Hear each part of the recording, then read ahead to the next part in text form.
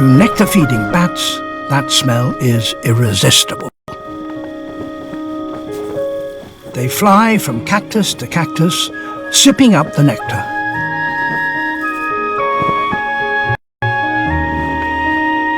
Each bat can consume 1.5 times its body weight of nectar in a single night.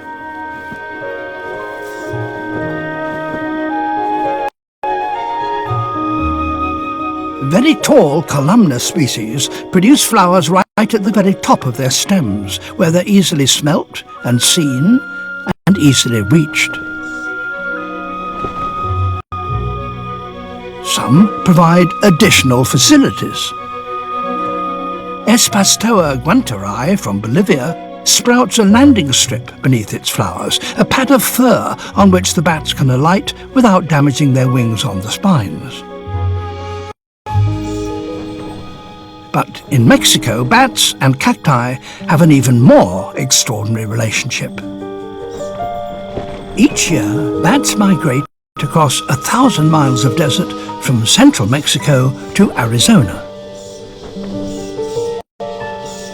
Pregnant females, 100,000 of them, are on their way to special maternity caves in the north where they will give birth to their young.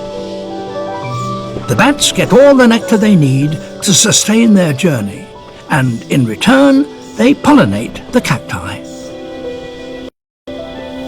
This annual bat migration coincides exactly with the blooming of the night-flowering cacti, so that bats can fly along a nectar corridor.